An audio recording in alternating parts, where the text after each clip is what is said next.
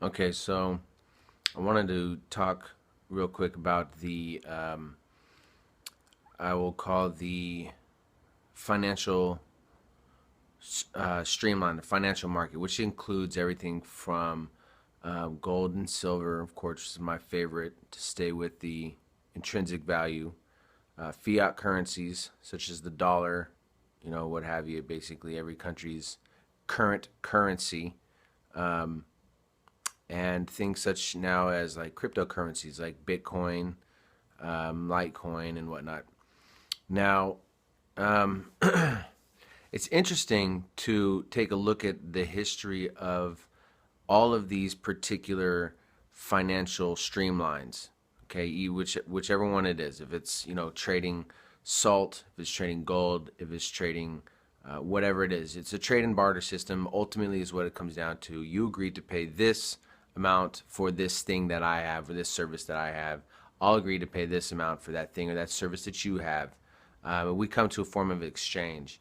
Now, let's say I don't have that service or that product on me right now, but I want that service or that product. So, in lieu, I'm going to give such as you would say an IOU. Essentially, that's exactly what it is. It's like an IOU.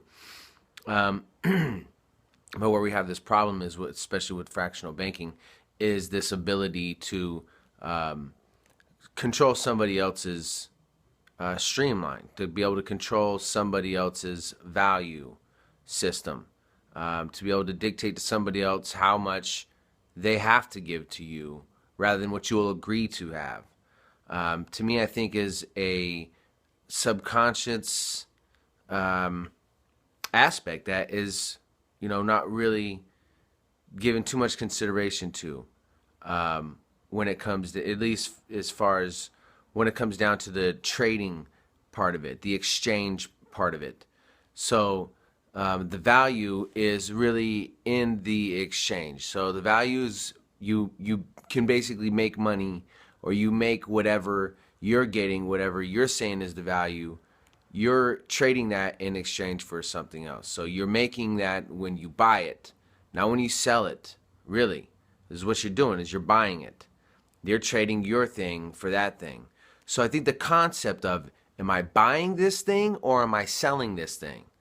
Now, when you're using a dollar bill, the concept in your mind is automatic that I am buying this thing.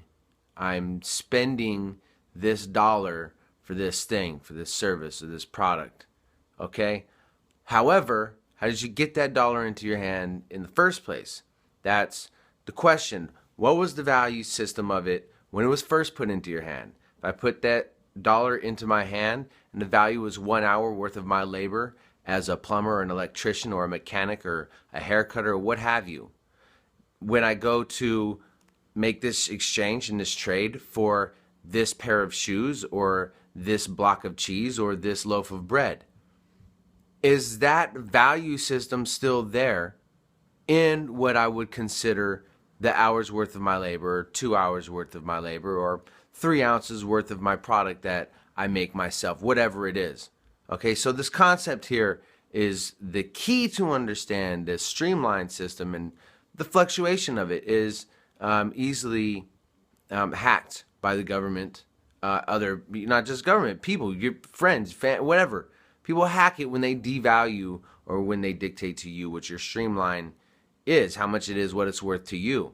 Let's say I can grow 300 pounds of pot in 2 months, for example. Okay, to me, maybe it only costs me, say, 6 hours a day. We'll call that my labor. Maybe say 8 hours a day worth of my labor. Okay, we'll just say, and even 40 hours a week worth of my labor to tend to these flowers, orange trees, whatever have you. Okay, if I can grow this amount of much in this amount of time, to me, I can go and I can trade that for whatever I want. I made it. So I could either trade it for one shoe, two shoes, 10 shoes, no shoes, a bean, a gigantic boat, whatever I choose to trade it for to me. Now, maybe somebody makes boats and they love boats and they build gigantic boats all the time. To them, it's nothing to build a boat. And they want to trade me, for one orange. They'll trade me a gigantic boat for one orange. Great. So what? That's up to us to be able to do that.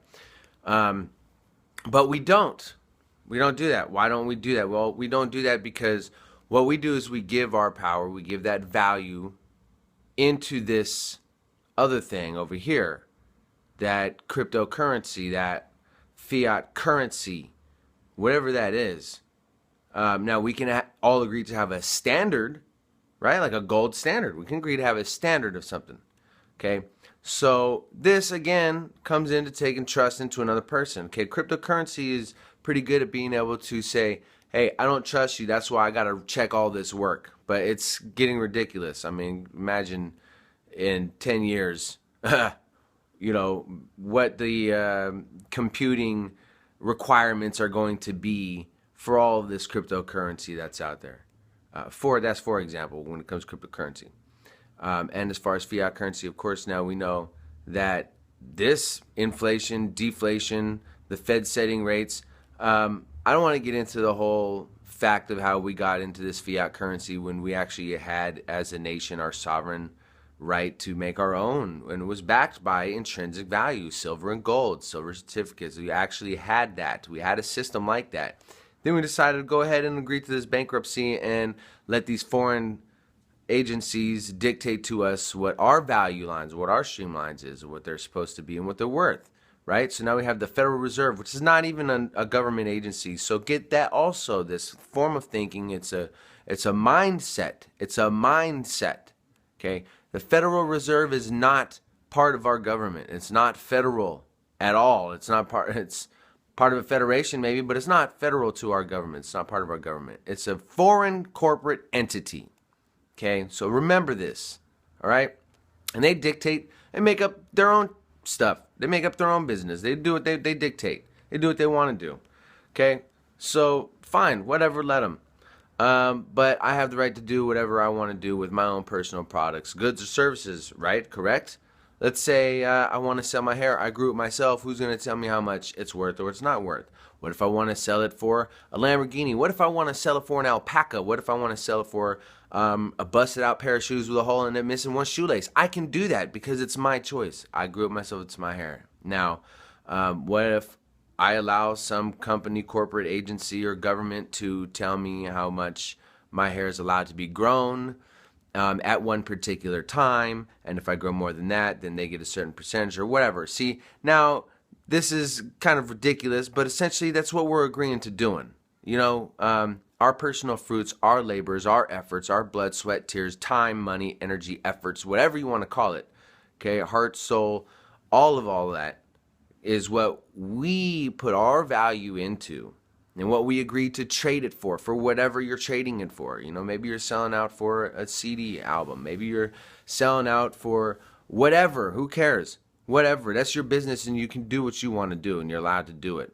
Congratulations for you for finding your happiness. I'm happy for you. I wish there's more happy people in this world. Unfortunately, there's not. So we have to deal with this. How do we deal with this? We offset it by being happy ourselves and choosing our value system to be happy on ourselves.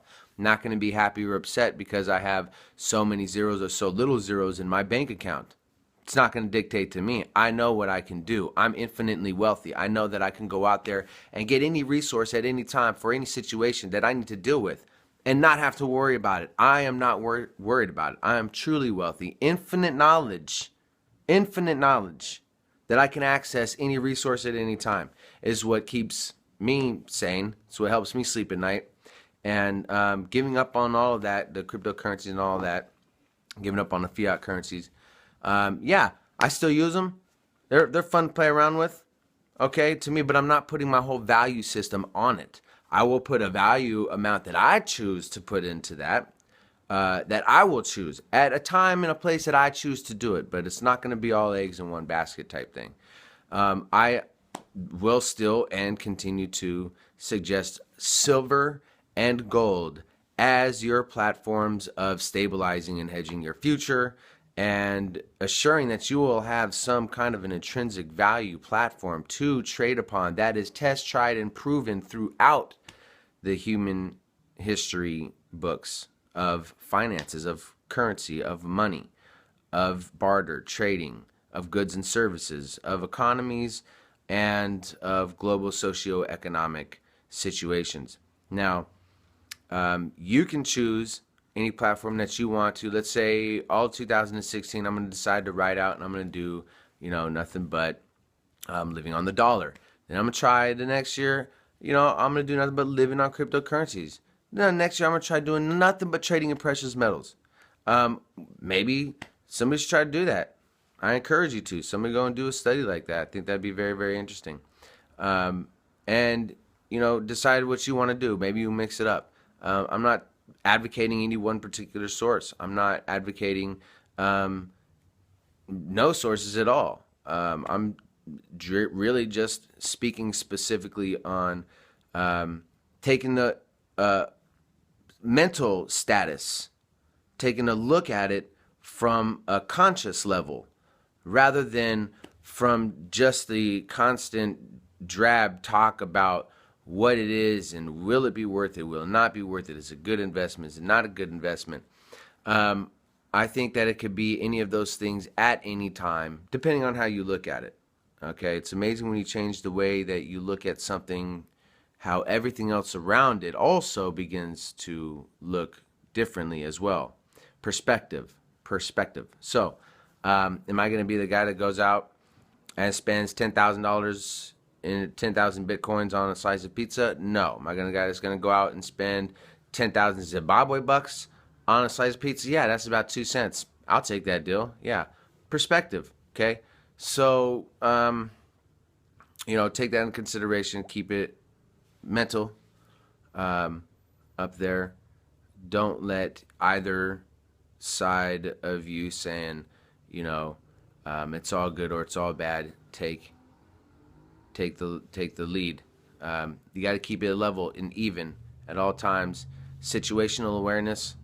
Know when it's a good time to get in, when it's a good time to get out, and dictate your own value system. Don't let anybody else dictate your value system. Don't think anybody else's value system is right for you. Test them all out yourself. Test it, tried and true. How do you know? You could live your entire lives believing this one thing, doing this one thing, and then one day you try this one thing. You're like, man, if I'd have known this all the way back then, thinking about how much things would be different, So, keep that in mind. And I'm trying to stay under 15 minutes this time. I'm actually clocking myself, so, but I'll be doing some more videos later. I just want to throw this out here because I've had a couple of my clients lately have been talking to me about their setting up their administrative processes using cryptocurrencies as part of their processes. And so this is an interesting topic I'm actually studying a lot on right now and looking more into right now myself is these cryptocurrencies. One thing remains the same though. It is a currency, and that's pretty much what it is. And I believe it can be hacked and subverted just like any other currency that is of non-intrinsic value. However, I do see the great potentials of it, and I do see how it's a much better option as a cryptocurrency is a much better option than most other countries own current currencies, current systems of fiat.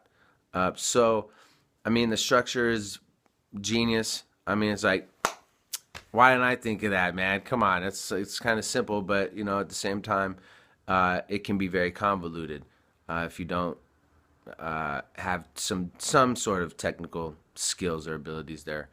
However, everything can be understood fairly simply. There's a lot of information out there about it, and maybe that's probably part of the problem is there's so much information out there about it. It's hard to sift through it, find, get to what's most direct about the value systems. But I hope this helped out a little bit, at least to get you on the right road and thinking it right up here, for the value more than thinking, with your wallet, and thinking, based on how everyone else thinks. I'm really trying to encourage take your personal motivation, dig out thine own salvation, stay true, straight, and narrow on your path, seek truth, find the enlightenment. Don't let it find you in the dark. All right, take it easy, and I'll have some more videos for you shortly.